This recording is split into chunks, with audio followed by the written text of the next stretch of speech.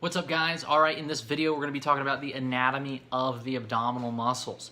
There are different sections. A lot of people don't realize that, and that there are different ways to train them, and that you should be training every area. Now that you know the myths to look out for, now that you know what it comes down, that it comes down to your diet, right? You got to lose enough overlying layers of body fat for those abs to show through, and that's what we're talking about here. The one problem that a lot of people run into is they focus so solely on that, and they never learn how to actually train the abs properly, or they just aren't aware of what phase they should start training their abs in.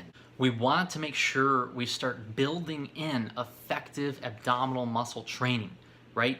Because what happens is a lot of people leave that part out. They never think about it, they never bother with it, and they put all this work in. They finally get to the lowest point that they can really manage, but they still don't have abs.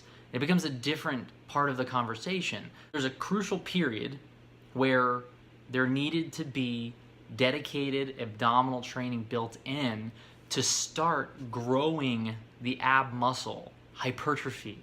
Some of you have seen that on your plans. The term hypertrophy refers to the physical growth of the size of the muscle. That's what we do with all of our other muscles, and a lot of people don't apply the same thinking to the abs, but they're the same.